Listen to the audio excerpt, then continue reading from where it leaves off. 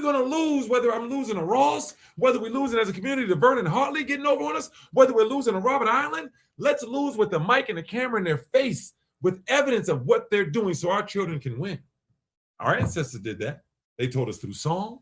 They told us through spoken word. They locked it into books. Why do you think they fought so hard for their stories to be in those books? So you would know. Their blood went so you would know what happened, so you wouldn't let this happen again. Now you got the daiquiri bar, and I'm going to use that as an example because that brother genuinely thought he had a chance.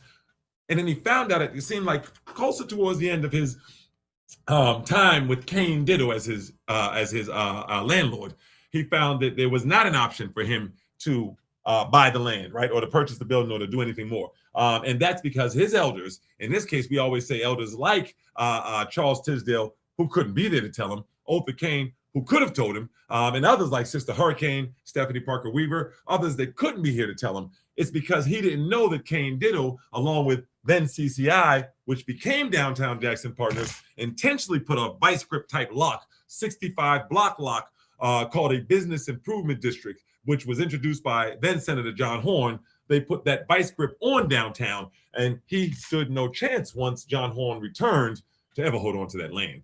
This is the disconnect that comes between but we've got to ask the question today, vertical racism is at play in Mississippi, and maybe we've been looking at this wrong. Maybe we've been right, but wrong. White supremacy has done what they've done to us since we've been enslaved here. But maybe vertical racism has been maintaining it. The Klan is gone.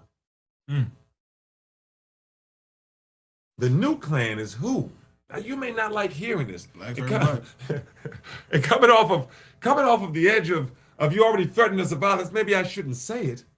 But Ross, Vernon Hartley, the new White Citizens Council, this is what they look like now. DePriest couldn't have won as mayor of Jackson and done what John Horn's doing. You can't even have a citizens council anymore. The jig is up. It's been too many retractions unredacted, or redactions unredacted. So we know too much of what's happened.